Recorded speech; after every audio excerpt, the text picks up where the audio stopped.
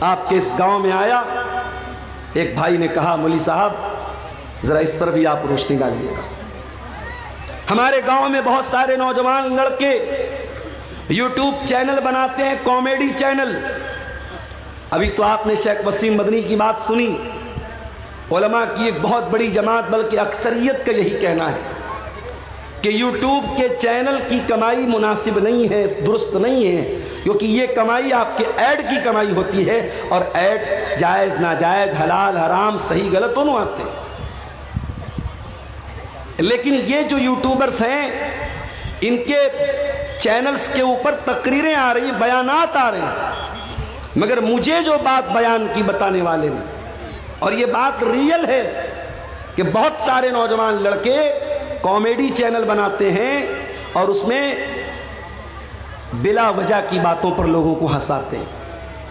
کبھی لڑکا لڑکی بن کے لوگوں کو ہنسا رہا ہے، کبھی گندی گندی حرکتیں کر کے لوگوں کو ہنسا رہا ہے، کبھی بیہودہ اور گندی باتیں منہ سے نکال کے لوگوں کو ہنسا رہا ہے، اور یہ کام کون کر رہا ہے؟ مسلمان کر رہا ہے، اور بڑے فخر سے کہتا ہے صاحب میرے کامیڈی کو تو اتنے لوگ پسند کرتے ہیں، 5 ملین میرے سبسکرائبر ہیں، 10 ملین میرے سبسکرائبر ہیں۔ یہ بہت بڑی مصیبت ہے میرے بھائی۔ اس دور میں انسان کی قابلیت، انسان کے ٹیلنٹ اور انسان کی صلاحیت کا اندازہ اس کو ملنے والے فالوورز، اس کو شیئر کرنے والے، اس کو سبسکرائب کرنے والے سبسکرائبر کی تعداد سے لگایا جاتا ہے، جبکہ پہلے ایسا نہیں تھا۔ ہمارے کتنے بڑے بڑے ائمہ گزرے، کتنے بڑے بڑے علماء گزرے، ساری زندگی گمنامی کی زندگی گزار دی۔ ان کی زندگی ایک کمرے سے شروع ہوئی، ایک کمرے میں ختم ہو گئی۔ نہ ان کو کوئی لائک کرنے والا، نہ ان کو کوئی سبسکرائب کرنے والا، نہ ان کے بہت زیادہ اسٹوڈنٹ ہیں۔ ان کی زندگی گمنامی میں گزری ہے، مگر دین کے خادم تھے، اللہ کے دین کے خادم تھے، قرآن و سنت کے خادم تھے۔ میرے پیارے ساتھیوں، دنیا میں انسان کا نام کما لینا، دنیا میں انسان کا پاپولر ہو جانا، اس بات کی گارنٹی نہیں ہے کہ اللہ کے آگے اس کو عزت مل جائے گی۔ اللہ کے پیارے نبی فرماتے ہیں کم من مدفوع بالابواب، بہت سارے ایسے لوگ ہوتے ہیں اتنے خراب حالت میں ہوتے ہیں، ان کا کپڑا اتنا بوسیدہ ہوتا ہے، ان کی ظاہری حالت اتنی خراب ہوتی ہے، اگر کسی کے دروازے پہ چلے جائیں لوگ دھکے دے کے بھگا دیں گے، لوگ دھکے دے کے بھگا دیں گے۔ اگر وہ کسی کی سفارش کریں کوئی سفارش قبول نہیں کرے گا، اگر کسی کے دروازے پر اجازت طلب کرے کوئی اندر آنے کی اجازت نہیں دے گا، مگر اللہ کی نظر میں ان کمزور لوگوں کا مقام بھی اتنا ہوتا ہے لو اقسم علی اللہ لابرہ، اگر اللہ کے نام کی قسم کھا کے کوئی بات کہہ دے اللہ ان کی بات کو ضرور پوری کرے گا۔ یہ کامیڈی چینل بنا کر، یہ لڑکوں کا لڑکی بن کر، یہ ساڑی پہن کر، یہ لپسٹک لگا کر یہ ویڈیوز ڈالنا اور اس سے پیسے کمانا، یہ حرام ہے میرے بھائی، اور یہ کمائی آپ کے گھر میں آئے گی تو معاف کرنا آپ کے سارے عمل کو، آپ کی دعاؤں کو برباد کر دے گی۔ لیکن مسئلہ کیا ہے؟ مسئلہ یہ ہے کہ یہاں دل میں مال کی جو محبت ہے، پیسے کی جو محبت ہے، وہ انسان کو حلال اور حرام کا فرق کرنے سے دور کر دیتی ہے۔ انسان جب مال کمانے پر تل جاتا ہے تو یہ بھول جاتا ہے کہ میں مال حلال طریقے سے کما رہا ہوں یا حرام طریقے سے کما رہا ہوں۔ اللہ نے قرآن میں فرمایا زُيِّنَ لِلنَّاسِ حُبُّ الشَّهَوَاتِ مِنَ النِّسَاءِ والبنين والقناطير المقنطرة من الذهب والفضة والخيل المسومة والأنعام والحرث ذلك متاع الحياة الدنيا۔ اے میرے بندو، کچھ چیزوں کی محبت تمہارے دل میں ڈال دی گئی ہے۔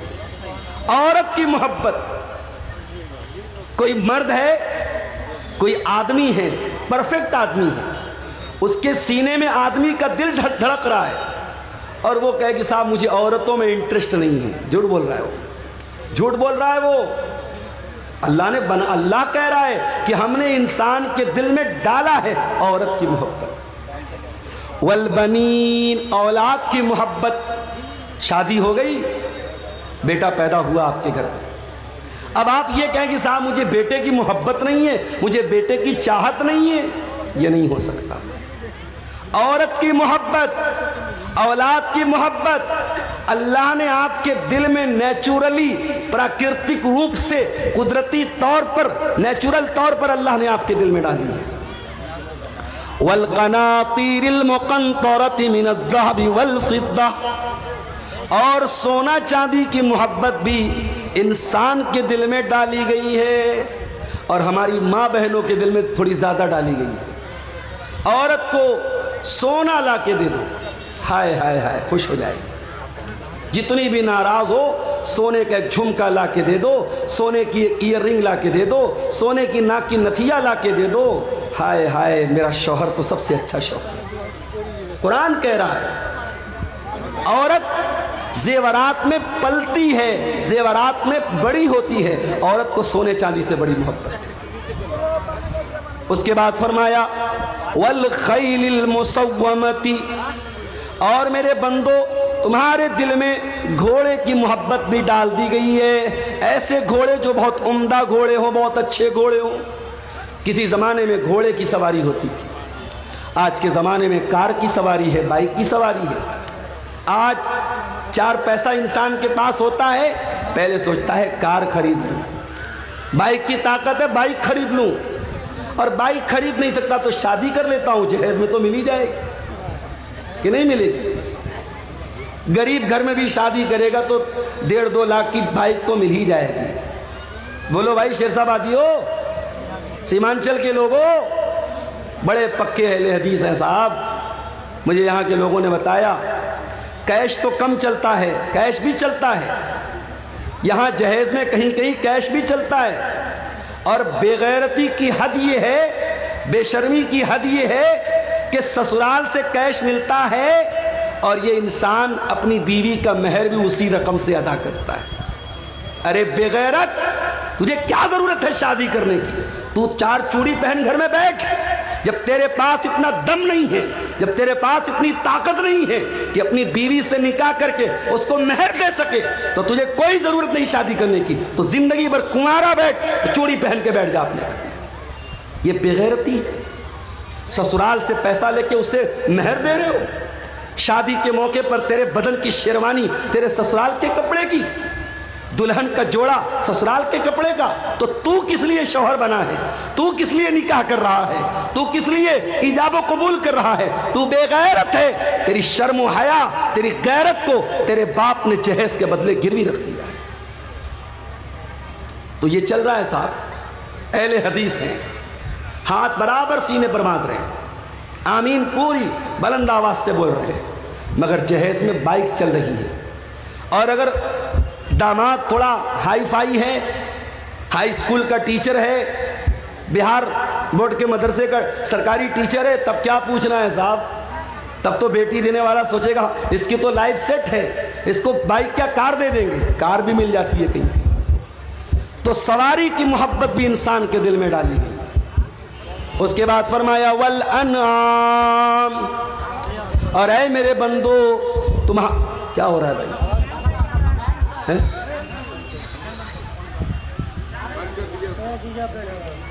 تمہارے دل کے اندر چوپایوں کی محبت بھی ڈال دی گئی ہے۔ جو لوگ گائے بیل بکری پالتے ہیں نا، ان کو اپنے جانور کی بڑی محبت ہوتی ہے، جانور کی بڑی محبت ہوتی ہے۔ اعظم خان کی بھینس غائب ہو گئی اتر پردیش کے اندر، پولیس پیچھے لگی کہ صاحب اعظم خان کی بھینس غائب ہو گئی، حالانکہ کتنی قیمتی بھینس ہے بھائی، لیکن اس بھینس کو تلاش کرنے کے لیے جب اکھلیش کی سرکار تھی یو پی میں، تو پولیس تلاش کرتی تھی کہ صاحب اعظم خان صاحب کی بھینس نہیں مل رہی ہے۔ چوپائے کی محبت، گائے بیل بکری بکرا جو انسان پالتا ہے، اس کی محبت انسان کے دل میں ڈالی گئی ہے۔ اس کے بعد فرمایا والحرثی، اور کھیتی باڑی کرنے والوں کو کھیتی باڑی سے بڑی محبت ہوتی ہے۔ جیسے ہمارے بنارس میں ساڑی کا کاروبار ہوتا ہے، کپڑے کا کاروبار ہوتا ہے، ہمارے یہاں کھیتی نہیں ہوتی، بنارس شہر میں کھیتی نہیں ہوتی، تو ہماری کھیتی وہی ہے۔ بنارس چلے جاؤ، مئو چلے جاؤ، مبارک پور چلے جاؤ، وہاں ساڑی کا کاروبار ہوتا ہے، کپڑے کا کاروبار ہوتا ہے، تو وہ کپڑا ہی ان کی کھیتی ہے۔ انسان کو اپنی کھیتی، اپنے بزنس، اپنے ویاپار سے بڑی محبت ہوتی ہے۔ تو اللہ نے کتنی چیزوں کا نام لیا؟ عورت، اولاد، سونے چاندی، گھوڑے، چوپائے، کھیتی باڑی، اتنی ساری چیزوں کی محبت اللہ کہہ رہا ہے انسان کے دل میں ڈالی گئی ہے۔ اس کے بعد اللہ فرماتا ہے ذالک متاع الحیات الدنیا، اے میرے بندے یہ زمین دنیا میں رہے گی، آخرت میں کام نہ آئے گی، یہ جائیداد دنیا میں رہے گی، آخرت میں کام نہ آئے گی، تیری عورت دنیا میں تیرے کام آئے گی، آخرت میں کام نہیں آئے گی، تیرے بچے دنیا میں تیرے کام آئیں گے، آخرت میں کام نہیں آئیں گے، یہ سونا چاندی، یہ مال و اولاد، یہ بیوی بچے، یہ تمام چیزیں دنیا کے اندر رہ جائیں گی۔ واللہ عندہ حسن المآب، انجام اگر اچھا کرنا ہے، آخرت کو بہتر بنانا ہے تو وہ تو اللہ کے پاس ملے گی، وہ دنیا میں ملنے والی نہیں ہے میرے بھائی۔ انسان چار پیسے کمانے کے لیے حلال اور حرام بھول جاتا ہے۔ انسان یہ کیوں بھول جاتا ہے؟ یہ پیسہ دنیا سے آگے کام آنے والا نہیں ہے میرے بھائی۔ ایک بہت بڑے امیر آدمی کا انتقال ہوا، جب جنازہ جانے لگا راستے میں ایک غریب آدمی نے کہا رک جاؤ۔ اس امیر باپ کے لڑکوں نے سوچا لگ رہا ہمارے باپ کا بہت بڑا خاص دوست ہے، بہت بڑا رشتہ دار ہے یا کوئی قریبی ہے۔ بیٹوں نے کہا جنازے کو روک دیا جائے۔ جنازے کو روکا گیا، جنازے کو زمین پر اتارا گیا، چارپائی کو کھولا گیا، مرنے والے کا چہرہ کھولا گیا۔ وہ غریب انسان اس امیر انسان کے چہرے کو دیکھ کے کہتا ہے صاحب دنیا سے جا رہے ہو، کیا لے کے جا رہے ہو؟ کیا میری وہ زمین لے کے جا رہے ہو جو ہڑپ کے بیٹھے تھے؟ کیا میرا وہ پیسہ لے کے جا رہے ہو جو آپ نے لے کر کے ناجائز قبضہ کر لیا تھا؟ کیا میرا حق مار کے واپس دنیا سے لے کے جا رہے ہو؟ کیا لے کے جا رہے ہو صاحب؟ اتنا کہنا تھا، اس امیر باپ کے بیٹے زارو قطار رونے لگے میرے بھائیو۔ یہ دنیا کی حقیقت ہے، نہ مال ساتھ میں جائے گا، نہ زمین ساتھ میں جائے گی، نہ جائیداد ساتھ میں جائے گی، اور انسان انہی چیزوں کے لیے آج کیا نہیں کرتا ہے میرے بھائی؟ پڑوسی پڑوسی کا حق مار رہا ہے، بھائی بھائی کا حق مار رہا ہے، بھائی بہن کا حق مار رہا ہے، ایک دوسرے کے حقوق مارے جا رہے ہیں۔ میرے بھائیو اللہ سے ڈرو، قیامت کے دن حقوق العباد کا معاملہ بڑا خطرناک ہوگا۔ اللہ کے پیارے نبی فرماتے ہیں لَتُؤَدُّنَّ الْحُقُوقَ إِلَىٰ أَهْلِهَا، او لوگوں تم دنیا میں لوگوں کا حق دے دو ورنہ قیامت کے دن تم کو دینا پڑے گا۔ حَتَّى يُقَادَ لِلشَّاةِ الْجَلْحَاءِ مِنَ الشَّاةِ الْقَرْنَاءِ، یہاں تک کہ دنیا میں اگر سینگ والی بکری نے بغیر سینگ والی بکری کو مارا ہے، اس پر ظلم و ستم کیا ہے، تو سینگ والی بکری کو بھی حساب دینا پڑے گا۔ اسی سیمانچل کے علاقے میں ایک بھائی نے مجھ کو بتایا، واللہ عالم واقعہ صحیح بھی ہو سکتا ہے غلط بھی ہو سکتا ہے، بتانے والے نے بتایا ایک آدمی کو علاج کے لیے 25,000 روپے کی ضرورت تھی۔ 25,000 روپیہ کوئی بہت بڑی رقم نہیں ہے۔ ایک گاؤں میں نہ جانے کتنے لوگ ایسے ہوتے ہیں جو 25,000 بڑی آسانی سے ایک آدھ دو دن میں کما لیتے ہیں۔ 25,000 کی رقم کی ضرورت پڑی، ڈاکٹر نے کہہ دیا پیسہ دیں گے تب آپریشن ہوگا۔ وہ بیچارہ غریب آدمی اپنے گاؤں کے کچھ پیسے والے لوگوں کے پاس گیا، ان سے پیسے کا مطالبہ کیا۔ گاؤں کے لوگوں نے کہا نہیں ہم تمہیں پیسہ نہیں دے سکتے۔ پیسے والے لوگوں نے پیسہ دینے سے انکار کر دیا۔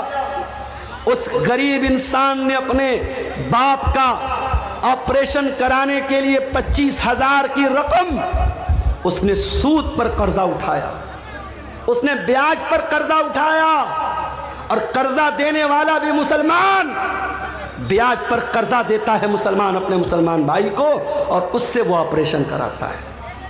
یہ حالت ہے اس قوم کی، یہ حالت ہے اس سماج کی۔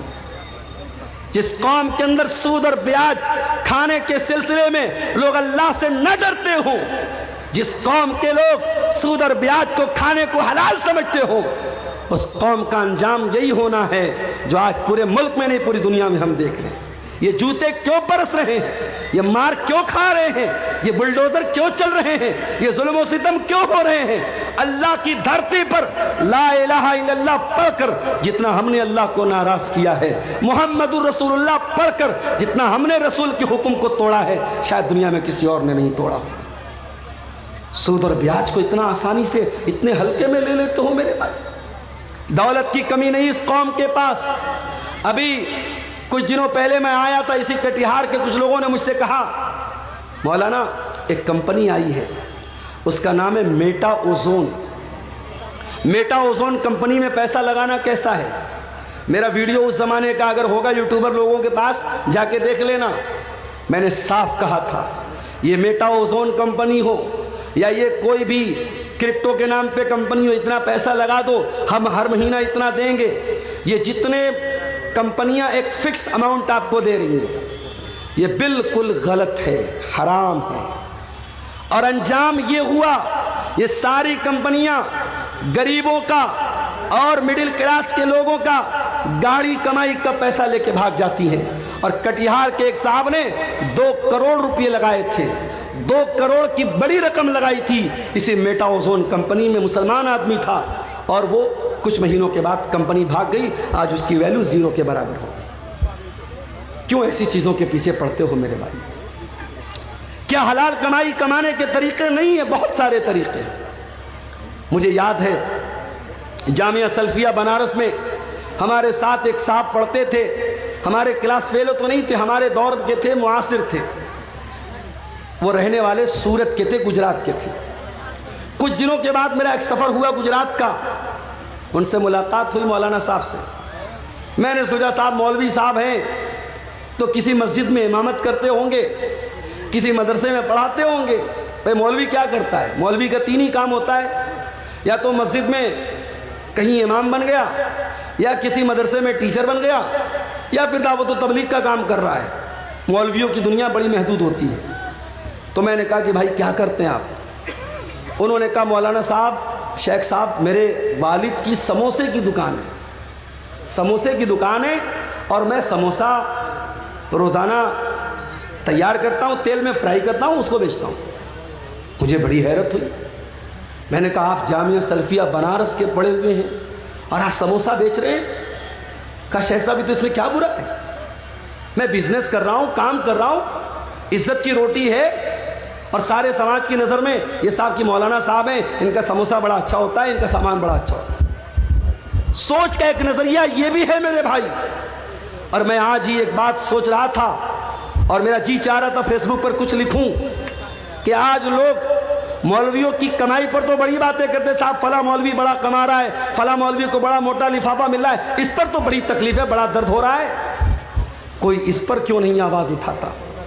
4-4 ہزار 5-5 ہزار روپے تنخواہ پر مدرسے میں 8-8 گھنٹے مولوی سے ڈیوٹی جو لوگ لیتے ہیں، اور اس پر بھی 4-5 ہزار تنخواہ دینے کے بعد بھی اس مولوی کی تنخواہ ہر مہینے ٹائم سے مل جائے، یہ ناممکن بات ہے۔ کتنے مولوی مدرسے میں پڑھانے والے، رمضان آتا ہے مدرسے کا ناظم کہتا ہے جاؤ گھوم گھوم کے بھکاریوں کی طرح چندہ کرو تب تمہاری تنخواہ ملے گی۔ میرے بھائی اس بے غیرتی کی زندگی گزارنے سے بہتر ہے کہ تم جاؤ اور فٹ پاتھ پہ کوئی سامان بیچنا شروع کر دو، کسی چیز کی تجارت شروع کر دو۔ یہ غلامی کی زندگی، یہ ناظم کے آگے ہاتھ پھیلانا، یہ پرنسپل کے آگے ہاتھ پھیلانا، یہ مسلیان کے آگے ہاتھ پھیلانا، یہ لوگوں کی بھیک پر گزارا کرنا ختم کر دو۔ میں مولویوں سے کہنا چاہوں گا لاک ڈاؤن نے یہ سبق دے دیا کہ مولوی قوم دنیا میں جتنا استحصال اس قوم کا ہوتا ہے اتنا کسی کا نہیں ہوتا ہے۔ میرے بھائی آج ایک صفائی کرنے والا، ایک سڑک پہ جھاڑو دینے والا، اس کی بھی تنخواہ کم سے کم 20,000 روپے ہوتی ہے۔ ایک اینٹ کا اور پتھر کا کام کرنے والا مزدور اور لیبر، اس کی بھی ڈیلی کی آمدنی کم سے کم 600-700 روپیہ ہوتی ہے۔ مولوی کی تنخواہ اگر 5,000 ہے تو بہت بڑی بات ہے۔ اس مولوی کو 5,000 میں پریوار چلانا ہے۔ اور میں سچا واقعہ آپ کو بتاتا ہوں، بنگال کی سرزمین پر میرے ایک دوست ہیں، مدرسے میں پڑھاتے ہیں، ہر سال رمضان میں ساؤتھ میں چندہ کرنے جاتے ہیں، اور میں ہر سال ساؤتھ میں قرآن کی تفسیر بیان کرنے جاتا ہوں۔ ہر سال ان کا فون آتا ہے، مولانا صاحب فلاں علاقے میں آیا ہوں، کرناٹک میں آیا ہوں، تمل ناڈو میں آیا ہوں، آندھرا میں آیا ہوں، تھوڑا آپ سفارش کر دیجئے، تھوڑا بول دیجئے، تھوڑا میرا چندہ مجھ کو مل جائے۔ ان کے چندے پر ان کو تنخواہ ملتی ہے۔ اور ممتا بنرجی کی سرکار بنگال میں وہاں مسجد کے اماموں کو 3,000 یا 2,500 روپے مہینے ملتا ہے۔ وہ ہمارے جو دوست ہیں اپنے محلے کی مسجد میں امامت بھی کراتے ہیں۔ ممتا کی طرف سے ان کو 2,500 روپے ملتا ہے، اور شاید مدرسے والے 7-8 ہزار روپے کچھ دیتے ہیں۔ مدرسے والوں کو یہ بھی ہضم نہیں ہوا، مدرسے کے ذمہ داروں کو یہ بھی ہضم نہیں ہوا کہ یہ 3,000 روپیہ ہمارے مدرسے میں پڑھا کے الگ سے کما رہا ہے۔ انہوں نے پابندی لگا دی، صاحب مدرسے کے جتنے ٹیچر ہیں صبح سے دوپہر تک پڑھانا ہے، پھر دوپہر سے رات تک ہاسٹل کی نگرانی کرنا ہے۔ آلریڈی 3 ٹیچر نگرانی کر رہے تھے، مگر مدرسے کے حرام خور ذمہ داروں نے اور ڈکٹیٹروں نے اور نمرود کی اولادوں نے اس مولوی کو ملنے والے یہ چند ہزار روپے جو مہینے کے تھے، ان کے پیٹ میں درد شروع ہو گیا، اور انہوں نے کہا نہیں، ہاسٹل کی 24 گھنٹہ نگرانی کرنی پڑے گی۔ میں مولویوں سے کہنا چاہتا ہوں، اس قوم کے آگے بھکاری بننا بند کرو، اپنے علم، اپنے وقار، اپنے عہدے، اپنے مقام کا لحاظ رکھو۔ اس قوم نے بہت خون چوسا ہے تمہارا، اور آج وہ لوگ جو عالم نہیں ہیں، جو غیر علماء ہیں، چاہے وہ انجینئر علی مرزا ہو، چاہے ڈاکٹر اسرار احمد ہو، یا کوئی اور ہو، ان لوگوں نے ایک مائنڈ سیٹ کیا بنایا، ایک سوچ کیا بنائی کہ مولویوں کی ضرورت کیا ہے؟ جنازہ خود اپنے باپ کا پڑھاؤ، نکاح خود اپنے بیٹے کا پڑھاؤ، تمہیں مولویوں کی کوئی ضرورت نہیں ہے۔ تو ٹھیک ہے، تمہیں اگر مولویوں کی ضرورت نہیں ہے تو رب کعبہ کی قسم مولوی کو بھی تمہاری ضرورت نہیں ہے۔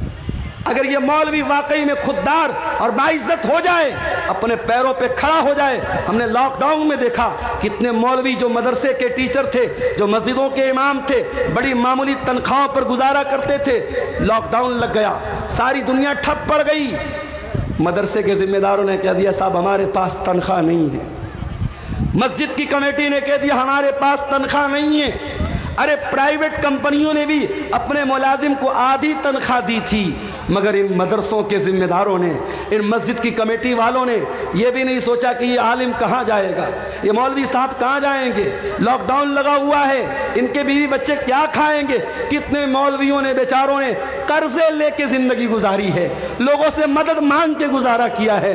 لاک ڈاؤن نے سکھا دیا کہ آتم نربھر بننا پڑے گا، سیلف ڈیپینڈ بننا پڑے گا۔ اور میں کئی علماء کو جانتا ہوں لاک ڈاؤن کے بعد جنہوں نے تجارت کو اپنایا ہے، جنہوں نے بزنس کو اپنایا ہے۔ میرے عزیزوں، جو قوم اپنے علماء کو بندھوا مزدور بنا کے رکھتی ہے، مسجد کے امام کو فیملی کوارٹر تک دینا نہیں چاہتی ہے، مدرسے کے ٹیچر کو پریوار کے ساتھ رہنے کی اجازت نہیں دیتی ہے، اس کے بعد ہم کہتے صاحب مدرسے کے ٹیچر نے یہ حرکت کر دی، مسجد کے امام نے یہ حرکت کر دی۔ کھلے عام الفاظ میں سن لو، ان فتنوں کو دعوت ہم نے دی ہے، ان فتنوں کو دعوت ہم نے دی ہے۔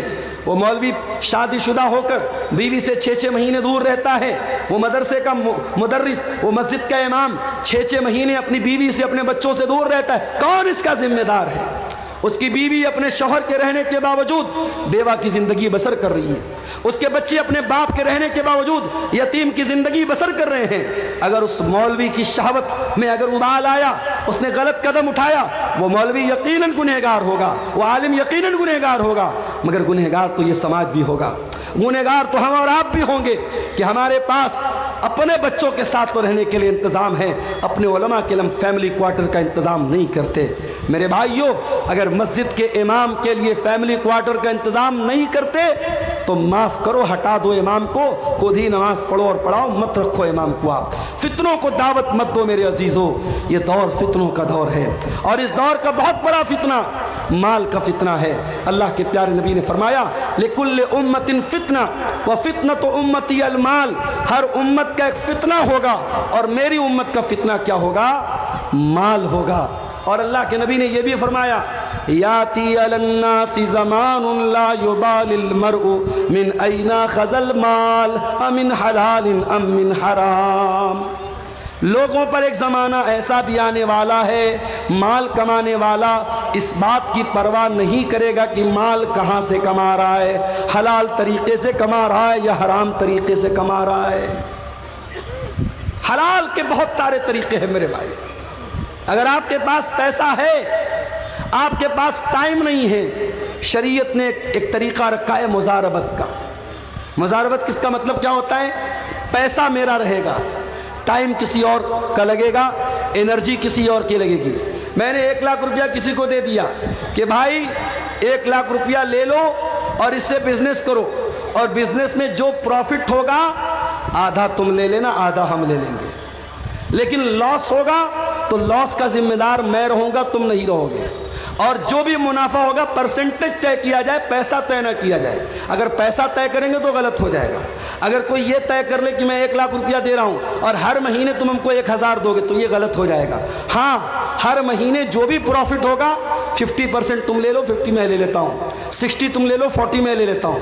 پرسنٹیج طے کر سکتے ہیں، پیسہ طے نہیں کر سکتے. اور پروفٹ میں دونوں شیئر ہوں گے، لیکن لاس میں صرف پیسہ لگانے والا شیئر کرے گا اور جو محنت کر رہا ہے وہ لاس میں شریک نہیں ہوگا. یہ بھی قاعدہ ہے شریعت کا، قانون ہے شریعت کا. اگر اس قاعدے کی روشنی میں حلال طریقے سے ہم مزاربت کریں تو بہت پیسہ کما سکتے ہیں. مگر مسئلہ یہ ہے آج انسان اخلاقی طور پر اتنا گر چکا ہے کہ اگر مزاربت کے لیے میں نے کسی کو پیسہ دیا 1 لاکھ روپیہ تو وہ کبھی نہیں شو کرے گا کہ پروفٹ ہو رہا ہے. وہ کہے گا مولوی صاحب لاس ہو رہا ہے. ایک انسان دوسرے انسان پر بھروسہ کرنے کو تیار نہیں ہے کیونکہ اخلاق اتنا گر چکا ہے میرے بھائیوں. انسان دھوکہ دینے میں، فراڈ کرنے میں دیر نہیں کرتا ہے. مسلمان یہ بھول گیا، اس کے نبی کا فرمان ہے من غشنا فلیس منا. جو دھوکہ دھڑی کرے، جو فراڈ کرے، جو اپنے مسلمان بھائی کے ساتھ غلط طریقے سے ویوہار کرے وہ ہم میں سے نہیں ہے. مسلمان یہ بھول گیا. اللہ کا کلام کہتا ہے وَيْلٌ لِّلْمُطَفِّفِينَ الَّذِينَ إِذَا اكْتَالُوا عَلَى النَّاسِ يَسْتَوْفُونَ وَإِذَا كَالُوهُمْ أَوْ وَزَنُوهُمْ يُخْسِرُونَ. بربادی ہے ناپ تول میں کمی کرنے والوں کے لیے. ناپ تول میں کمی کا مطلب صرف یہی نہیں ہوتا کہ ترازو میں ڈنڈی مار لی جائے، سامان کم تول کے دیا جائے. ناپ تول میں کمی کا ایک مطلب یہ بھی ہے کہ جب اپنا فائدہ نظر آئے، اپنا مفاد نظر آئے تو انسان دونوں ہاتھوں سے فائدہ وصول لے، اور جب سامنے والے کو فائدہ دینے کی بات آئے تو انسان راستہ بدل دے. اپنے لیے الگ معیار اور سامنے والے کے لیے الگ معیار، یہ بھی ناپ تول میں کمی ہے میرے بھائیوں. اور قرآن کہتا ہے ناپ تول میں کمی کرنے والوں کے لیے بربادی ہے. اور آگے بڑھیے. یہ جو حرام کمائی ہوتی ہے نا، یہ ہمارے بیوی بچوں کے اوپر بھی اثر ڈالتی ہے. اگر آپ کے گھر میں حرام کمائی آئی ہے، یقین کر لو میرے بھائی آپ کی بیوی سے آپ کے رشتے پر بھی اثر پڑے گا. بچے نافرمان ہو جائیں گے، ماں باپ کی صحت گر جائے گی، گھر کا سکون ختم ہو جائے گا. بعض سلف کہتے ہیں کہ میں اپنے گناہوں کا اثر اپنی بیوی کے اخلاق میں اور اپنی سواری کے پھسلنے میں محسوس کرتا ہوں. جب میں کوئی گناہ کرتا ہوں تو اپنی سواری کے پھسلنے میں اور اپنی بیوی کے اخلاق میں اس کا اثر محسوس کرتا ہوں. حرام کمائی گھر میں آئے گی میرے بھائی، آپ کی ذات پر، آپ کے بچوں پر، آپ کے پریوار پر اس کا اثر پڑے گا. آپ کو تو یہ لگ رہا ہے کہ 1,00,000 روپے پر میں نے 10,000 روپیہ بیاج کما لیا، مگر میرے رب کا کلام کیا کہتا ہے؟ یمحق اللہ الربا ویربی الصدقات. اللہ سود اور بیاج کو مٹاتا ہے، اللہ سود اور بیاج کی برکت کو ختم کرتا ہے، اللہ صدقہ خیرات کو بڑھاتا ہے. تمہیں یہ لگ رہا ہے میں نے مدرسے میں 1,000 روپیہ چندہ دے دیا، میرا 1,000 کم ہو گیا، اور تمہیں یہ لگتا ہے کہ میں نے 1,000 روپیہ بیاج کے ذریعے کما لیا، میرے اکاؤنٹ میں 1,000 روپیہ بڑھ گئے. تیرے کیلکولیٹر میں بڑھ گیا، اللہ کے کیلکولیٹر میں جو تو پیسہ بیاج سے کما رہا ہے وہ بڑھا نہیں ہے، وہ گھٹ رہا ہے. اور ہم دیکھتے ہیں میرے بھائی جن گھروں میں حرام کی کمائی آتی ہے، پیسے کی دولت کی ریل پیل ہونے کے باوجود ان گھروں میں سکون نہیں ہوتا. ان گھروں کی لڑکیاں بے پردہ ہونے لگتی ہیں، ان گھروں کے لڑکے بے حیا ہونے لگتے ہیں، ان گھروں کا چین اور سکون برباد ہو جاتا ہے. بنارس کے ساڑی کے کاروبار میں ہم نے دیکھا ایک زمانہ تھا جب ہاتھ سے لوگ کرگے پر، مشین نہیں تھی اس زمانے میں، ہاتھ کی کرگے ہوتی تھی اور اس پر لوگ ساڑی تیار کرتے تھے. اور رات میں مشین نہیں چلتی تھی، رات میں کام نہیں ہوتا تھا، صبح فجر کے بعد لوگ بیٹھتے تھے اور شام تک کام کرتے تھے، اور ایک آدمی گھر میں کماتا تھا، پورا گھر آرام سے کھاتا تھا۔ آج مشین کا دور آ گیا، آج رات بھر مشین بھی چل رہی ہے، بنارس چلے جاؤ، مئو چلے جاؤ، بھیونڈی چلے جاؤ، کھٹر کھٹر پٹر پٹر کی آواز رات بھر ملے گی آپ کو۔ محنت 24 گھنٹہ ہو رہی ہے، باپ بھی محنت کر رہا، بیٹا بھی محنت کر رہا، سارے بھائی بھی محنت کر رہے۔ برکت ختم ہو گئی میرے بھائی، برکت ختم ہو گئی، کمانے والے ہاتھ بڑھ گئے مگر گھر کے اندر کمائی میں کوئی برکت نہیں۔ ایسا کیوں ہے؟ کیونکہ اب حلال و حرام کی کوئی تمیز نہیں ہے، اب پیسہ آنا چاہیے، حلال طریقے سے آئے چاہے حرام طریقے سے آئے۔ میرے بھائیوں یاد رکھو، یہ سود اور بیاج کا پیسہ اگر آپ کے گھر میں آیا ہے، ایک بہت شکل عام ہو رہی ہے سود اور بیاج کی، جس کو ہمارے یہاں گروپ لون بولتے ہیں۔ گروپ لون کی شکل بہار اور جھارکھنڈ میں بڑی تیزی سے رائج ہوئی ہے، اور بڑے افسوس کی بات یہ ہے کہ یہ لون صرف عورت کو دیا جا رہا ہے۔ عورتوں کو اکٹھا کر کے ان سے سائن کروایا جاتا ہے، بینک کا کرمچاری آتا ہے، ہر ہفتے عورتوں سے پیسہ لیتا ہے، بڑی آسانی سے 25,000 50,000 کا اماؤنٹ مل جاتا ہے۔ ارے اللہ کے بندو، اللہ کے بندو، اللہ سے ڈرو۔ تمہارے سماج میں لاکھوں کی تعداد میں ایسے لوگ ہیں، اگر چاہیں ایک کوآپریٹو تنظیم بنا لیں، ایک کوآپریٹو بینکنگ سسٹم بنا لیں، اور بغیر بیاج کے یہ چھوٹی چھوٹی رقم بھروسے مند آدمی کو تحقیق کرنے کے بعد، جس کو کوئی بزنس اسٹارٹ کرنا ہو، کوئی کام اسٹارٹ کرنا ہو، یہ 25-50 ہزار کی رقم دے کے کام اسٹارٹ کر دیں۔ شریعت کہتی ہے آپ لوگوں کا کام شروع کرا دو، لوگوں کو بھیک مانگنے پر اور لوگوں کو سود کھانے پر مجبور مت کرو۔ آج سود اور بیاج، بڑی معمولی رقم پر سود اور بیاج کھایا جا رہا ہے، اور گھر کی عورتوں کو اس میں انوالو کیا جا رہا ہے۔ حرام کمائی کی ایک شکل اور بھی ہے، اور وہ کیا ہے؟ کسی دوسرے کی زمین پر ناجائز قبضہ کر لینا۔ اتر پردیش میں ایک بہت بڑے باہوبلی تھے، اب اس دنیا میں نہیں ہیں، میں نام نہیں لوں گا، اگر آپ عقل مند ہوں گے، سمجھدار ہوں گے تو سمجھ جائیں گے۔ آج لوگ کہتے ہیں صاحب مسلمان تھے، بڑا ظلم ہوا، مگر ان کا ٹریک ریکارڈ جب اٹھا کے دیکھو، ان کا جب اتہاس اٹھا کے دیکھو، تو معلوم یہ ہوا کہ ان کا کام کیا تھا۔ جس زمین پر ہاتھ رکھ دیا وہ زمین ان کے باپ کی ہو گئی، زمین ان کے باپ کی ہو گئی، زمین مسلمان کی ہو غیر مسلم کی ہو، جہاں پہ وہ صاحب آ گئے، چلو ہٹو بھائی فلاں کے آدمی ہیں، زمین چھوڑ دو، زمین چھوڑ دو۔ جس کھیت پہ ہاتھ رکھ دیا وہ کھیت ان کے باپ کا، جس زمین پہ ہاتھ رکھ دی وہ زمین ان کے باپ کی۔ اور یہ کام کرنے والا سینہ ٹھوک کے مسلمانوں سے کہتا ہے میں تمہارا لیڈر ہوں، میں تمہارا لیڈر ہوں۔ ایسے لیڈر اگر ہوں، ہمیں نہیں چاہیے ایسے لیڈر، ہمیں نہیں چاہیے ایسے لیڈر جو لوگوں کے مال پر ناجائز قبضہ کرے۔ معاف کرنا میرے بھائیوں، اللہ کے پیارے نبی کی حدیث ہے من غیر منار الارض لعن اللہ من غیر منار الارض، جو لوگوں کی زمین اور جائیداد کی جو بارڈر ہے، جو نشان ہے، اس کو مٹا دے اور زمین و جائیداد پر ناجائز قبضہ کر لے، اللہ کے نبی نے فرمایا اس انسان پر اللہ کی لعنت ہو۔ زمین و جائیداد پر ناجائز قبضہ کر کے کہاں جاؤ گے میرے بھائی؟ اگر ایک بالشت، یہ جو ہمارے پنجے کا جو ناپ ہے نا، اس کو اردو میں بالشت بولتے ہیں، پتہ نہیں آپ کے شیرسا آبادی بھاشا میں کیا بولتے ہیں، ہمارے بنارس میں اس کو بتا بولتے ہیں، بتا، یہاں بھی بتا بولتے ہیں۔ ایک بتا زمین اگر آپ نے کسی کی ناجائز قبضہ کر لی، حدیث کے الفاظ کیا ہیں؟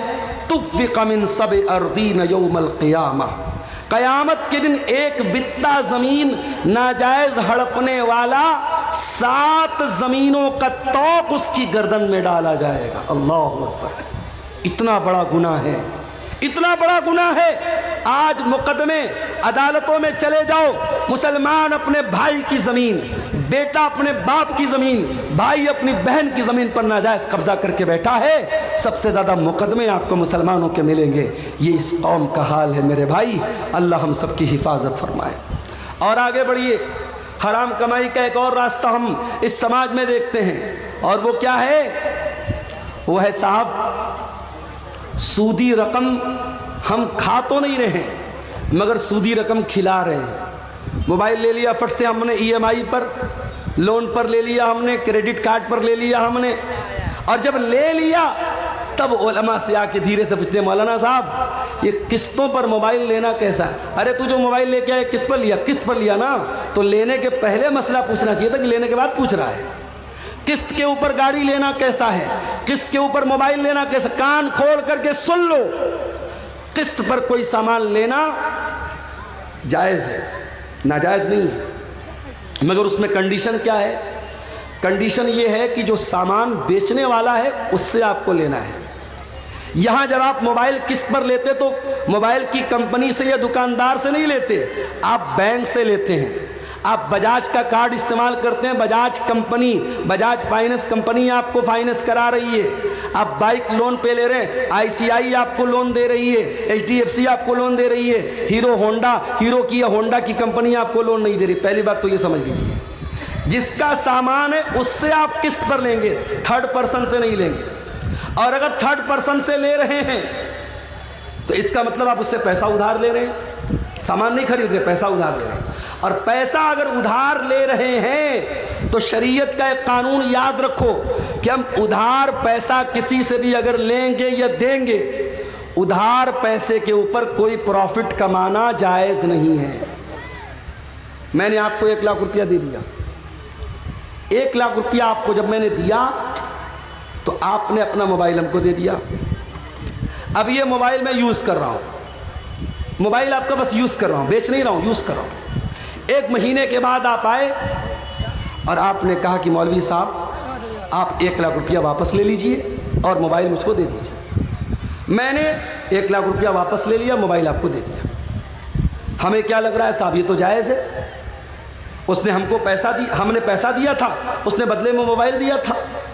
اس موبائل کو ہم گارنٹی کے طور پر تو لے سکتے ہیں، لیکن اس موبائل کو اگر ہم یوز کر رہے ہیں تو یہ بیاج ہو جائے گا میرے بھائی۔ اتنا خطرناک معاملہ ہے۔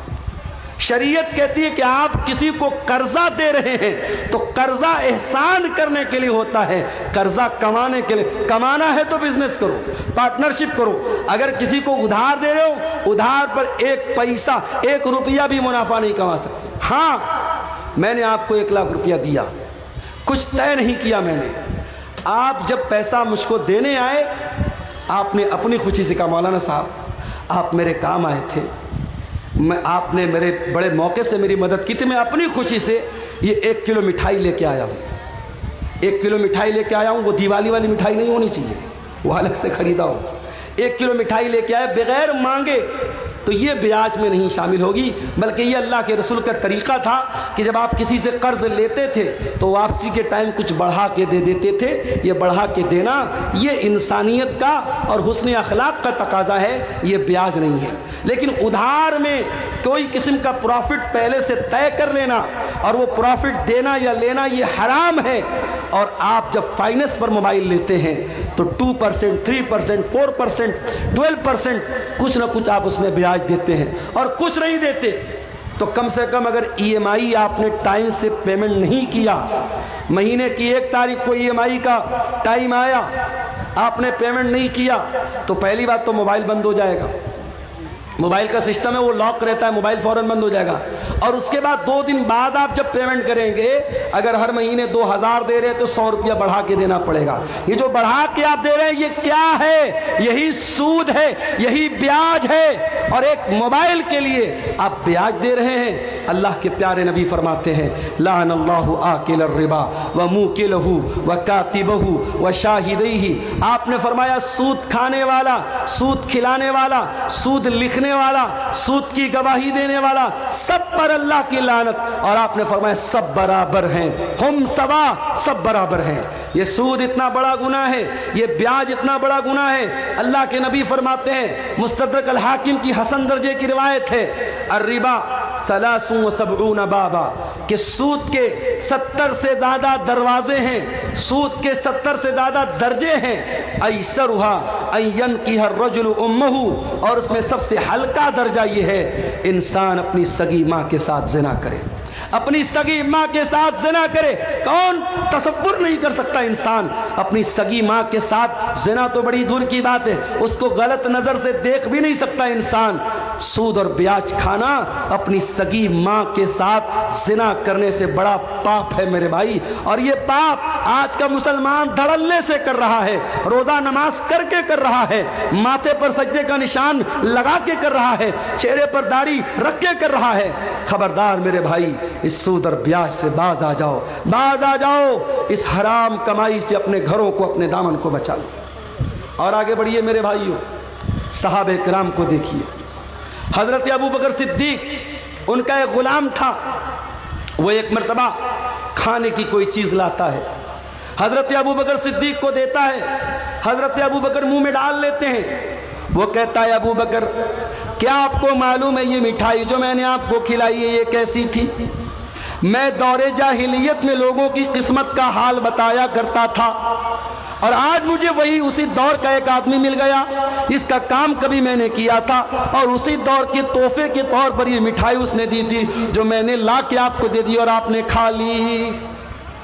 حضرت ابو بکر کو جیسے ہی اندازہ ہوا کہ یہ کمائی حرام کی ہے, انہوں نے فوراً اپنے منہ میں ہاتھ ڈالا اور اس مٹھائی کو, اس میٹھی چیز کو اپنے حلق کے نیچے اترنے نہ دیا, الٹی کر کے قے کر کے باہر نکال دیا. یہ صحابہ کرام تھے. اور یہی نہیں, ہمارے پیارے نبی صلی اللہ علیہ وسلم اپنے گھر والوں کو بھی حلال و حرام کی بڑی سختی سے تعلیم دیتے تھے. آپ کے نواسے حضرت حسن رضی اللہ تعالیٰ عنہ 5 سال کے بچے ہیں اور مسجد کے اندر کھیل رہے تھے. کھیلتے کھیلتے مسجد کے اندر صدقہ کی کھجوریں آ کے رکھی ہیں, صدقہ کی کھجور آ کے رکھی ہے. حضرت حسن نے کھجور اٹھائی اور کھجور اٹھا کے منہ میں ڈال لی. 5 سال کے بچے کو کیا پتا کہ کھجور کیسی ہے؟ اس کو کھجور نظر آئی, اس نے اٹھائی منہ میں ڈال لی. نبی کی نظر پڑ گئی, نبی کی نظر پڑ گئی. نبی چاہتے تو اپنے بچے کے, اپنے نواسے کے ہاتھ سے چھین لیتے, اس کے منہ میں سے نکال لیتے, مگر نبی نے تربیت کیا کی میرے بھائیوں. اللہ کے پیارے نبی نے اپنے 5 سال کے نواسے سے فرمایا, کک کک بیٹا تھوک دے, بیٹا منہ سے نکال دے. اما شعورتا انا لا ناکل صدقہ, اے میرے بچے کیا تو نہیں جانتا کہ ہم صدقہ نہیں کھاتے؟ میرے بچے یہ صدقہ کی کھجور ہے اور تو نبی کا نواسا ہے, تو نبی کے اہل بیت میں سے. کیا تجھے معلوم نہیں کہ تیرے نبی کے اوپر اور نبی کے اہل بیت کے اوپر صدقہ حرام ہے؟ صدقہ حرام ہے, نبی کے اہل بیت پر صدقہ حرام ہے. یہ تعلیم دی ہے جناب محمد رسول اللہ صلی اللہ علیہ وسلم نے اپنے 5 سال کے نواسے. یہ احتیاط تھی میرے بھائی.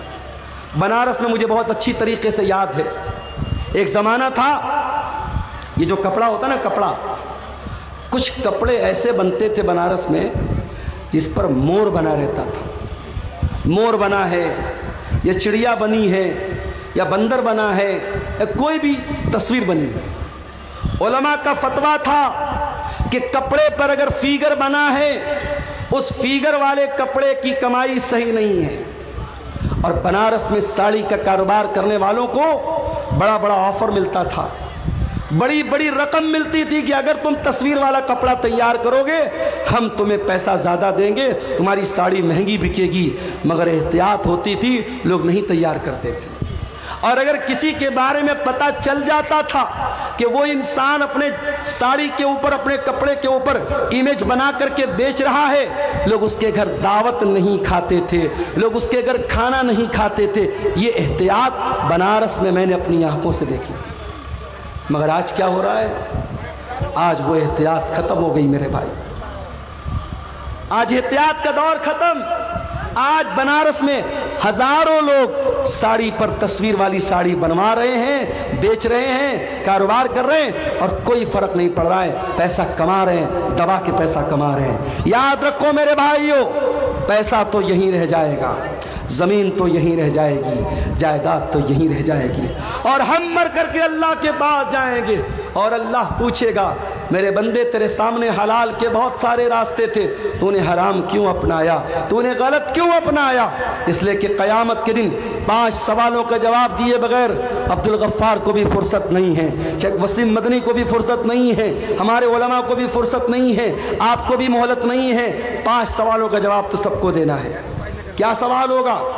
لا تزول قدم ابن آدم من عند ربه یوم القیامہ، قیامت کے دن انسان اپنی جگہ سے ہل نہیں پائے گا جب تک 5 سوالوں کا جواب نہیں دے دے گا۔ نمبر 1، ان عمرہ فیما افنا، تو نے اپنی زندگی کو کہاں گزارا تھا۔ نمبر 2، وعن شبابہ فیما ابلا، تو نے اپنی جوانی کو کہاں گزارا تھا۔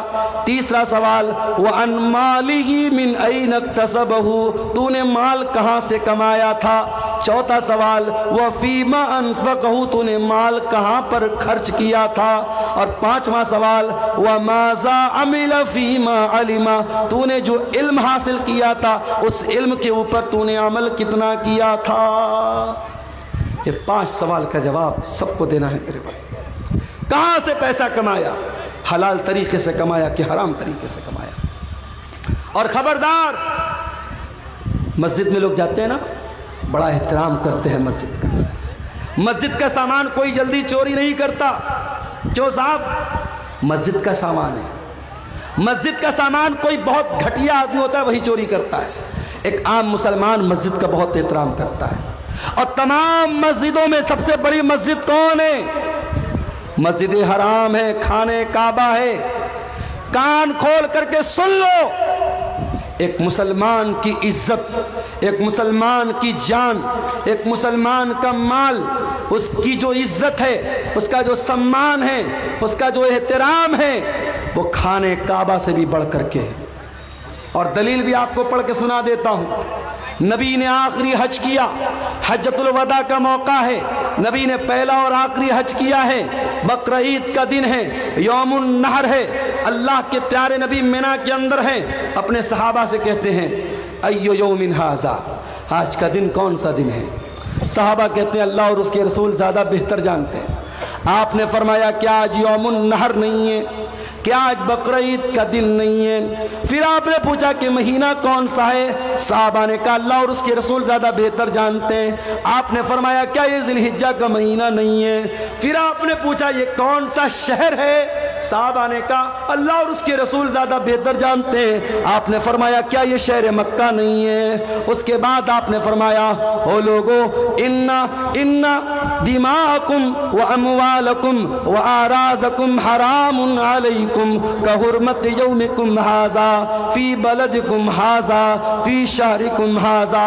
او لوگو تمہاری مال، تمہارا مال، تمہاری جان اور تمہاری عزت و آبرو ایک دوسرے کے لیے حرام ہے، ایک دوسرے کے لیے حرام ہے۔ جیسے آج کا یہ دن حرام ہے، جیسے یہ مہینہ حرام ہے، جیسے یہ شہر مکہ حرام ہے، جیسے مکہ کا احترام کرتے ہو، جیسے ذی الحجہ کا احترام کرتے ہو، جیسے آج کے دن کا احترام کرتے ہو، ایک مسلمان اپنے بھائی کی جان اور مال کا احترام کرے۔ میرے عزیزوں، صحابہ کرام بڑی احتیاط کرتے تھے۔ حضرت سعد بن ابی وقاص صحابی رسول ہیں، ان کے بارے میں مشہور تھا کہ وہ مستجاب الدعوات تھے۔ سعد بن ابی وقاص جب دعا کرتے تھے ان کی دعا جلدی قبول ہو جاتی تھی۔ کسی نے پوچھا کہ اے سعد بن ابی وقاص کیا بات ہے، آپ کون سا ایسا عمل کرتے ہیں کہ آپ کی دعا بہت جلدی قبول ہو جاتی ہے؟ تو حضرت سعد بن ابی وقاص نے کیا جواب دیا؟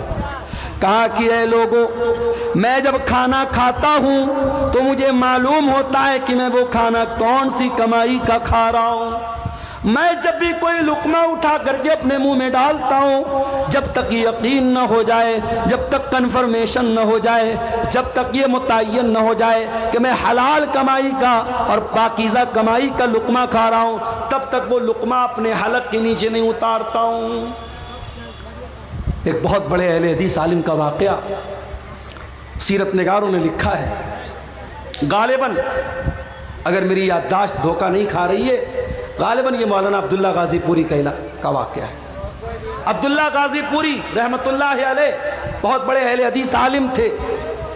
ان کو کہیں سفر پہ جانا تھا، ٹرین کا ٹائم ہو گیا، اسٹیشن پر پہنچے، اتنا ٹائم نہیں تھا کہ ٹکٹ خرید سکتے اور سامنے ٹرین چھوٹ رہی تھی، اور اس زمانے میں اتنی ٹرینیں نہیں تھی کہ چلو ایک ٹرین چھوٹ گئی تو دوسری پکڑ لیں گے۔ مولانا عبداللہ غازی پوری صاحب نے جلدی سے ٹرین پکڑی، ट्रेन पर सवार हो गए, मगर दिल ही दिल में ये एहसास हो रहा था मैंने टिकट नहीं खरीदा है, ये रेलवे की चोरी है, ये सरकार की चोरी है।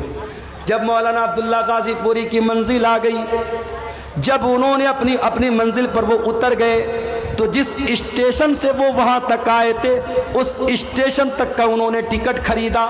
हालांकि कोई टीटी नहीं था, कोई चेक करने वाला नहीं था, कोई टिकट को चेक करने वाला, कोई पकड़ने वाला नहीं था। कभी कभी ऐसा होता है। मैं बनारस से अभी पिछले हफ्ते की बात है, एक प्रोग्राम था मेरा अररिया में। अब बनारस से मैं चला, इत्तेफाक से त्यौहार का दिन था, ट्रेन पर रश बहुत था और पहले से मैंने रिजर्वेशन नहीं कराया था। अब उसके बाद जब मैं ट्रेन पे लोकल टिकट लेकर के, जनरल टिकट लेके जब मैं चढ़ा था, मैंने सोचा टीटी मिलेगा, उससे बात करूंगा और टिकट कटवा करके एसी में कहीं जगह मिल जाएगी तो एसी में बैठ जाऊंगा। अब साहब रश इतना था कि ट्रेन में कहीं बैठने की जगह नहीं थी, टीटी का दूर दूर तक पता भी नहीं था। अब आपको मैं बताऊं कि बनारस से पटना तक तकरीबन 5 घंटे मैंने एसी जो बोगी होती है उसका जो बाथरूम होता है, बाथरूम के पास खड़े होकर के बैग मेरे पीठ पर लदा हुआ था, बैग लादे हुए 5 घंटे खड़े होकर के मैंने वो सफ़र किया था। उसके बाद जब बीच में टीटी आया, टीटी ने कहा मुल्ला जी कहाँ जा रहे हो? मैंने कहा सर पटना जा रहा हूँ, कोई सीट दे दीजिए, पैसा मैं दे दूंगा। कहा नहीं मुल्ला जी कोई सीट नहीं है, लेकिन आप एसी की बोगी के अंदर खड़े हैं, आपको फाइन कटवाना पड़ेगा। मैंने कहा सर मैं अंदर कहाँ खड़ा हूँ, बाथरूम के पास खड़ा होकर के जा रहा हूँ, टिकट तो है मेरे पास। कहा कि आप चूंकि एसी बोगी में चढ़े हैं आपको फाइन देना पड़ेगा। मैंने कहा जनरल में जाने लायक हालात नहीं है। उसने कहा जनरल में तो छोड़ दो, आपने जनरल का टिकट लिया, आप एसी में आए हो। उसने 1000 रुपया फाइन भी काटी और 5 घंटे का सफ़र मैंने खड़े होकर के गुजारा। आज हालात ये है, जब रश का टाइम होता है टिकट जल्दी नहीं मिलता है। मौलाना अब्दुल्ला गाजीपुरी उस दौर में वो टिकट बगैर खरीदे वापस जा सकते थे, मगर उनकी एहतियात देखो मेरे भाई, उनका तकवा देखो। वो जिस स्टेशन से आए थे उस स्टेशन तक का उन्होंने टिकट खरीदा और वही टिकट खरीद करके उसको फाड़ दिया। उनके साथियों ने पूछा मौलाना ये क्या किया आपने? कहा मेरे भाइयों मैं रेलवे की ट्रेन का मैंने सफ़र किया था और मैं जल्दीबाजी में टिकट नहीं खरीद पाया था। मैंने जानबूझ करके उस स्टेशन का टिकट खरीद करके फाड़ दिया ताकि उतनी रकम सरकार के खजाने में चली जाए। ये हमारे उलमा थे, ये हमारे उलमा थे जो सरकार और हुकूमत और गवर्नमेंट की चोरी को भी चोरी समझते थे। और आज मुसलमान अपने मुसलमान भाई का सामान चोरी करने में भी तरीक़ नहीं करता है। मेरे अजीज़ों ये एहतियात अपने अंदर पैदा करो। सलफ कहा करते थे अतिब मतआमका तकुन मुस्तजाब दावात, अपनी कमाई को हलाल कर लो तुम्हारी दुआएं कबूल होने लगेंगी। इमाम अबू हनीफा रहमतुल्लाह अलैह बहुत बड़े इमाम गुजरे हैं, अल्लाह की रहमतें नाजिल हो उनके ऊपर। इमाम अबू हनीफा रहमतुल्लाह अलैह ने एक आदमी को कर्जा दिया, कर्जा दे दिया उसको, उसने समय पर टाइम पर कर्जा नहीं लौटाया। इमाम अबू हनीफा रहमतुल्लाह अलैह उस आदमी के दरवाजे पर गए, गर्मी का मौसम था, धूप निकली हुई थी और इमाम अबू हनीफा दरवाजे के पास खड़े हैं। दरवाज़ा खुलता है और उस इंसान के मकान के अंदर एक बहुत बड़ा पेड़ है, एक बहुत बड़ा दरख्त है। वो इंसान रिक्वेस्ट करता है इमाम साहब आप ठीक है पैसा लेने आए हैं, कर्जा लेने आए हैं, लेकिन इमाम साहब गर्मी का मौसम है, धूप बहुत तेज निकली है, आप मेरे दरवाजे के अंदर चले आए और इस पेड़ की छाया में आप आ जाएं, इस पेड़ की छांव में आ जाएं। आपको गर्मी लग रही है, धूप लग रही है, आप इतने बड़े आलिम, हमसे देखा नहीं जाता है, आपको शोभा नहीं देता है। इमाम अबू हनीफा कहते हैं ऐ मेरे भाई तूने अगर मेहमान के तौर पर बुलाया होता मैं तेरे घर में भी आया होता, तेरे पेड़ के नीचे खड़ा भी होता और एक गिलास पानी भी मैंने पिया होता, मगर मैं मेहमान बन के नहीं आया हूँ, मैं अपना कर्जा लेने के लिए आया हूँ। और मुझे इस बात का डर है अगर मैं तेरे मकान के अंदर दाखिल हो गया और तेरे पेड़ की छाँव में मैं आ गया तो ये भी एक तरीके का प्रॉफिट हो जाएगा, ये भी एक तरीके का मुनाफा हो जाएगा, اور میں نے چونکہ تم کو قرضہ دیا ہے اور قرضے پر اگر میں نے یہ پروفٹ حاصل کر لیا, یہ منافع میں نے حاصل کر لیا, تو مجھے اس بات کا ڈر ہے کہ کہیں یہ بھی سود اور بیاج میں شامل نہ ہو جائے. اللہ اکبر. کتنا پیارا ہمارا دین ہے میرے بھائی, کتنا پیارا ہمارا دین ہے. کتنی احتیاط کرتے تھے ہمارے اسلاف کہ کسی کو پیسہ ادھار دیا ہے تو اس کے مکان کے پیڑ کی چھاؤں میں بھی جانا انہوں نے گوارا نہیں کیا. امام احمد ابن حنبل کے پاس ایک عورت آتی ہے, غور سے سننا یہ واقعہ. امام احمد ابن حنبل کے پاس ایک عورت آتی ہے. اے امام احمد ابن حنبل, ایک مسئلہ پوچھنے آپ کے پاس آئی ہوں. کیا مسئلہ ہے؟ اے امام اہل سنت, اے امام احمد ابن حنبل, مسئلہ یہ ہے کہ میں کپڑا تیار کرتی ہوں, کپڑا بنتی ہوں, اور میں دن میں بھی کام کرتی ہوں, رات میں بھی کام کرتی ہوں. دن میں سورج کی روشنی میں کام کرتی ہوں, رات کو میں چراغ جلا کر کے چراغ کی روشنی میں کام کرتی ہوں. اے امام احمد ابن حنبل, جب کپڑا تیار ہو جاتا ہے تو کپڑے کی کوالٹی میں کچھ کپڑا جو سورج کی روشنی میں تیار ہوتا ہے اس کی کوالٹی تھوڑی الگ ہوتی ہے, اور جو کپڑا چراغ کی روشنی میں تیار ہوتا ہے اس کی کوالٹی میں تھوڑا فرق ہوتا ہے.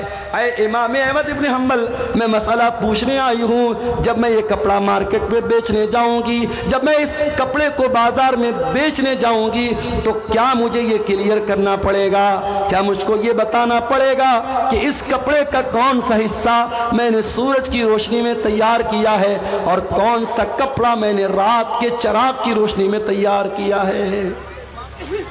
امام احمد ابن حنبل حیران ہو گئے.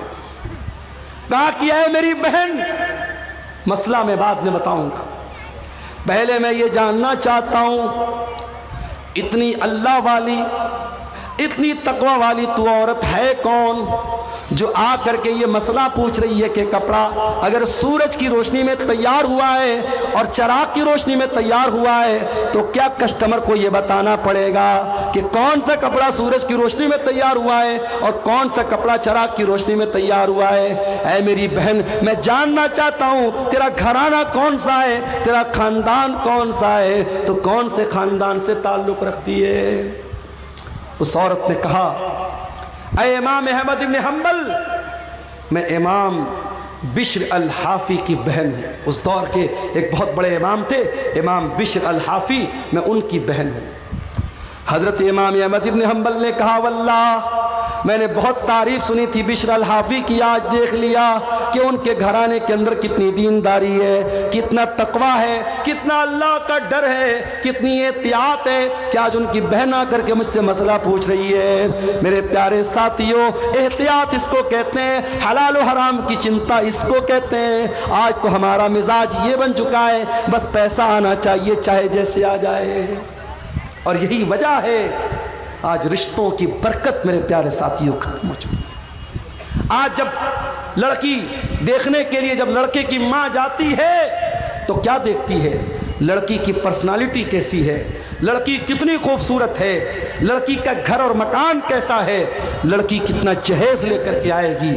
کاش ہم نے لڑکی کے گھر والوں کا تقوی دیکھا ہوتا, لڑکے کی دینداری دیکھی ہوتی, اور متقی اور پرہیزگار لڑکی کو بہو بنا کے گھر میں لاتے, تو شاید آج حالات وہ نہ ہوتے جو آج اپنی آنکھوں سے ہم اور آپ دیکھ رہے ہیں. میرے بھائی, حضرت عمر فاروق کا وہ واقعہ یاد کیجئے. حضرت عمر فاروق اپنے دور میں گشت پر نکلے, ایک مکان کے پاس سے گزرتے, ایک لڑکی کی آواز آ رہی ہے. لڑکی کی ماں اپنی لڑکی سے کہہ رہی ہے, بیٹی دودھ میں اٹھ کر کے پانی ملا دے, صبح ہم دودھ کا کاروبار کرنے جائیں گے, دودھ بیچنے جائیں گے, رات بہت ہو چکی ہے, تو جلدی سے دودھ میں پانی ملا دے.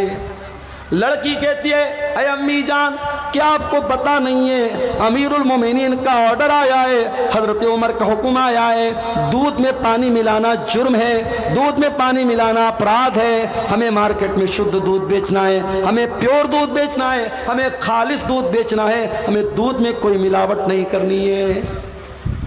ماں نے کہا, بیٹی یہاں کون سا عمر ہم کو دیکھ رہا ہے, یا کون سا عمر دیکھ رہا ہے؟ رات کا سناٹا ہے, رات کا ٹائم ہے, اندھیرا ہے. اے میری بچی تو جا کے دودھ میں پانی ملا دے، عمر کو پتہ بھی نہیں ہوگا کہ ہم کیا کر رہے ہیں۔ بیٹی نے کہا میری پیاری امی جان ٹھیک ہے، حضرت عمر فاروق ہم کو نہیں دیکھ پا رہے ہیں، ان کو پتہ بھی نہ چلے گا، فَإِنَّ رَبَّ عُمَرَ يَرَانَا، اگر عمر ہم کو نہیں دیکھ رہے ہیں، اے امی جان عمر کا رب تو ہم کو دیکھ رہا ہے۔ اے میری پیاری ماں، امیر المومنین نہیں دیکھ پا رہے ہیں لیکن رب العالمین تو دیکھ رہا ہے، اللہ تو دیکھ رہا ہے، اللہ کو کیا جواب دیں گے؟ اے میری پیاری ماں تو اس سوال کا جواب دے دے، میں دودھ میں پانی ملانے کے لیے تیار ہو جاؤں گی۔ جب بیٹی نے یہ جواب دیا ماں خاموش ہو گئی، ماں خاموش ہو گئی۔ میرے بھائیوں تربیت کرو تو ایسی کرو کہ آپ کے بچے جہاں آپ سے غلطی ہو آپ کے بچے آپ کی کا سدھار کر دیں، آپ کی اصلاح کر دیں۔ بیٹی نے جب یہ جملہ کہا ہے ماں خاموش ہو گئی۔ حضرت عمر فاروق نے مکان کا نمبر نوٹ کر لیا، مکان کی نشانی نوٹ کر لی، گھر آئے، صبح کو سارے بچوں کو اکٹھا کیا، کہا ہے میرے پیارے بچوں کل جب میں رات میں گشت پر نکلا تھا میں ایک لڑکی کے مکان کے پاس سے گزرا تھا، میں نے لڑکی کی اور اس کی ماں کی بات چیت کو سنا ہے۔ میرے بچوں میں نہیں جانتا وہ لڑکی کتنی خوبصورت ہے، میں نہیں جانتا وہ لڑکی کون سے خاندان سے اس کا تعلق ہے، میں نہیں جانتا اس کا حسب و نسب کیسا ہے، اس کا خاندان کیسا ہے، لیکن میں اتنا جانتا ہوں وہ لڑکی بہت اللہ والی ہے، بہت اللہ سے ڈرنے والی ہے، بہت تقوی والی ہے، اور میں اس لڑکی کو اپنے گھر کی بہو بنانا چاہتا ہوں۔ اب تم بتاؤ تم میں سے کون اس سے نکاح کرے گا؟ اللہ اکبر۔ لڑکی کی شکل بھی نہیں دیکھا ہے، لڑکی کا خاندان بھی نہیں دیکھا ہے، لڑکی کا دین دیکھا ہے، اور حضرت عمر بہو بنانے کو تیار ہیں۔ اور بیٹے بھی ایسے ہیں، ایک بیٹا آگے بڑھتا ہے، اس کا نام عاصم تھا، عاصم بن عمر، اس نے کہا ابا جان میں شادی کر لوں گا اس لڑکی کے ساتھ، آپ میرا نکاح کرا دیجئے۔ حضرت عمر نے اس لڑکی کو بہو بنایا، اور دنیا کی تاریخ نے، دنیا کی نظروں نے دیکھا اسی لڑکی کی نسل سے آگے چل کر کے ایک انسان پیدا ہوتا ہے جس کو دنیا عمر بن عبدالعزیز کے نام سے جانتی ہے، جس کو دنیا عمر ثانی کے نام سے جانتی ہے۔ میرے پیارے ساتھیوں جب مائیں متقی ہوں گی، جب مائیں دیندار ہوں گی، جب باپ دیندار ہوں گے تو پھر ان سے پیدا ہونے والی اولاد کے بارے میں آپ امید کر سکتے ہیں کہ وہ بھی دیندار ہوگی۔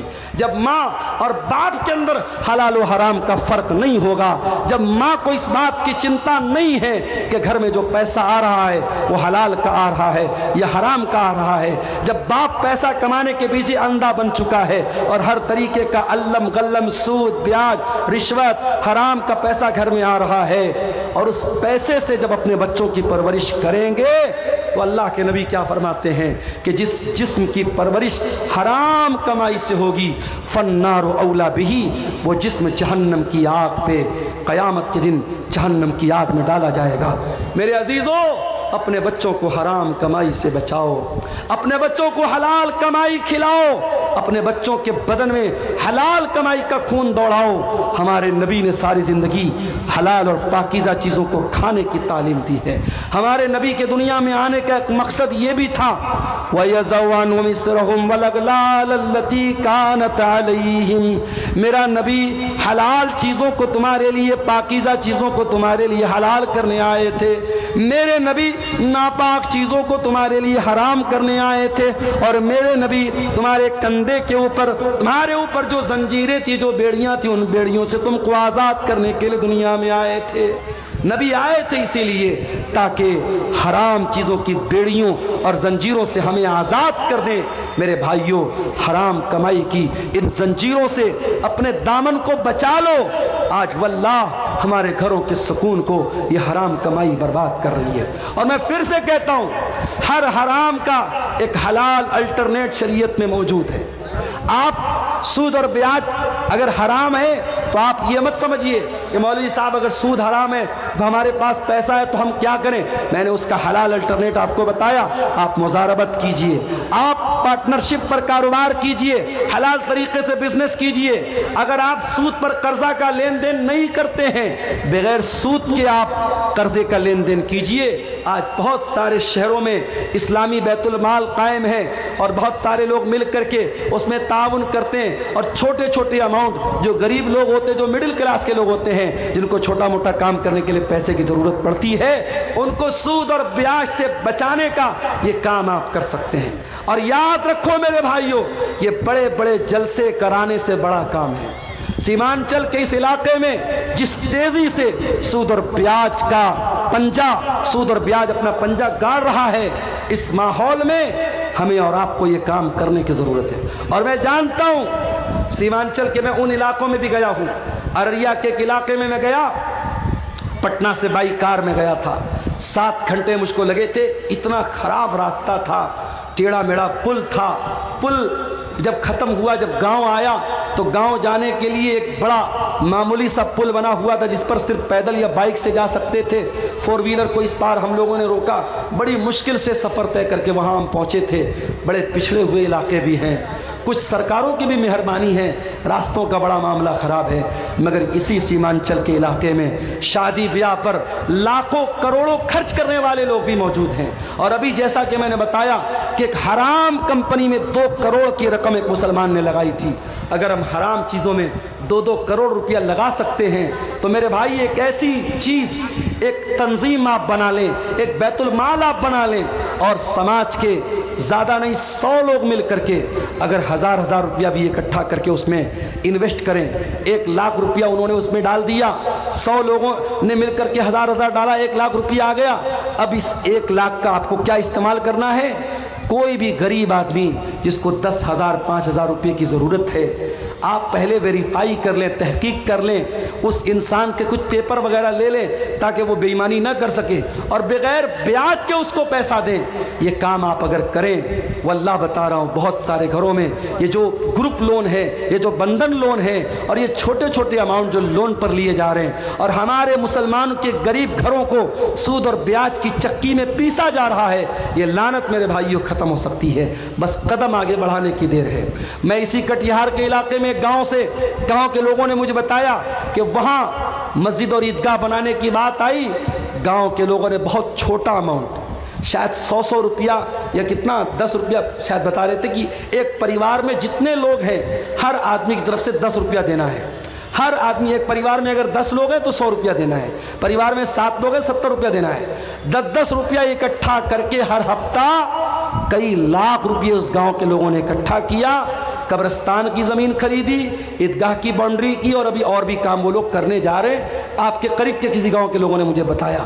تو یہ کام، اس طریقے کے کام ہم کر سکتے ہیں میرے بھائیوں، آپ کو قدم بڑھانے کی اور ہمت کرنے کی ضرورت ہے۔ میں جانتا ہوں شیر شاہ آبادی قوم کے اندر اللہ تعالیٰ نے بہت صلاحیت دی ہے، اس صلاحیت کا صحیح استعمال کیجئے، اپنے سماج میں ہونے والی برائیوں سے میرے بھائیوں اپنے آپ کو بچائیے۔ ایک صاحب سوال کر رہے ہیں کہ یوٹیوب کی کمائی حرام ہے تو کامیڈین یوٹیوب کا پیسہ مدرسے میں دان کرنا کیسا ہے، اور ڈریم 11 کا جیتا ہوا پیسہ مدرسہ مسجد میں دان کرنا کیسا ہے؟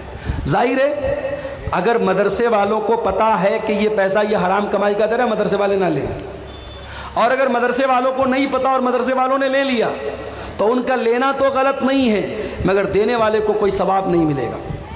بھائی کوئی چور اگر چوری کرے اور چوری کا مقصد کیا بیان کرے کہ میں امیروں کا پیسہ چرا کر کے غریبوں کی مدد کر رہا ہوں، تو بھائی مدد کرنے کا یہ کوئی طریقہ نہیں ہے۔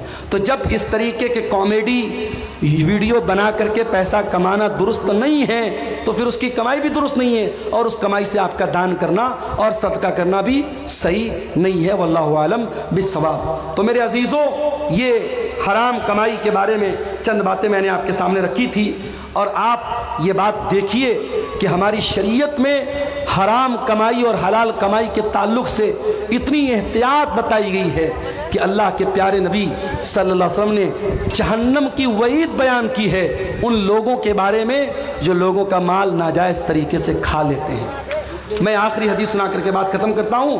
اللہ کے نبی نے صحابہ سے کہا کہ اے میرے صحابہ، کیا تم جانتے ہو مفلس کون ہے، غریب کون ہے؟ صحابہ نے کہا اللہ کے نبی، اللہ اور اس کے رسول زیادہ بہتر جانتے ہیں، آپ ہی بتا دیجئے۔ آپ نے فرمایا میری امت کے اندر غریب آدمی وہ ہوگا، میری امت میں مفلس انسان وہ ہوگا جو قیامت کے دن روزہ، نماز، زکوٰۃ سب لے کر کے آئے گا۔ وَيَأْتِي قَدْ شَتَمَ هَذَا وَضَرَبَ هَذَا وَأَكَلَ مَالَ هَذَا وَقَذَفَ هَذَا، کسی کا مال ہڑپا ہوگا، کسی کو گالی دی ہوگی، کسی پر تہمت لگائی ہوگی، کسی پر بہتان لگایا ہوگا، حرام طریقے سے لوگوں کا مال کمایا ہوگا، اس انسان کے بارے میں اللہ کے نبی فرماتے ہیں اس کی نیکیاں حقداروں کو دے دی جائیں گی۔ قیامت کے دن دنیا کی کرنسی نہیں چلے گی، یہاں گاندھی جی کے فوٹو والا نوٹ چل رہا ہے، آخرت میں نوٹ نہیں چلے گا۔ جیسے آپ حج کرنے جاتے ہیں، عمرہ کرنے جاتے ہیں، انڈیا کی کرنسی آپ ایئرپورٹ سے ہی چینج کر لیتے ہیں، یا وہاں سعودی ایئرپورٹ پہ جا کے چینج کر لیتے ہیں، کیونکہ آپ کو معلوم ہے کہ سعودی میں سعودی ریال چلے گا، دبئی میں دبئی کا درہم چلے گا، اور اسی طریقے سے کویت میں کویت کا دینار چلے گا۔ آخرت میں جو کرنسی ہوگی میرے پیارے ساتھیوں، وہ نیکی اور گناہ کی کرنسی ہوگی۔ اگر ہم نے کسی کا حق مارا ہے، اس کی ہماری نیکیاں اس کو دے دی جائیں گی، اور جب ہماری نیکیاں ختم ہو جائیں گی، اللہ کے پیارے نبی فرماتے ہیں فَإِن فَنِيَتْ حَسَنَاتُهُ، اگر اس کی نیکیاں ختم ہو جائیں گی اور پھر بھی حقداروں کا حق باقی رہ جائے گا، تو کیا کیا جائے گا؟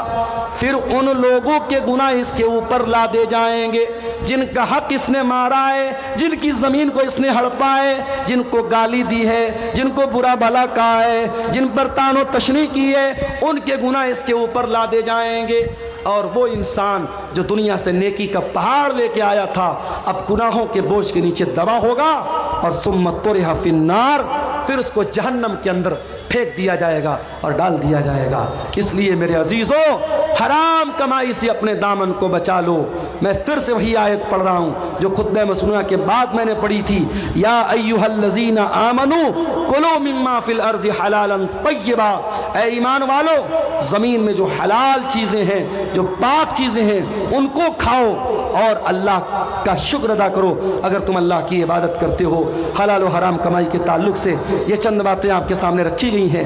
ہم رب العالمین سے دعا کرتے ہیں، الہ العالمین تو ہمیں ہر قسم کی حرام کمائی سے بچنے کی توفیق عطا فرما۔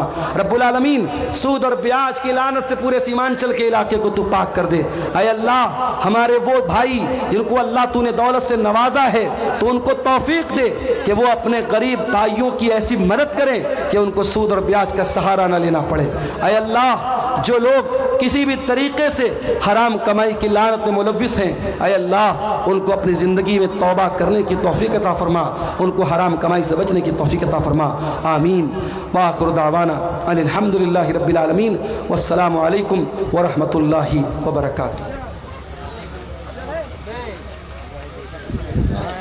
حضرات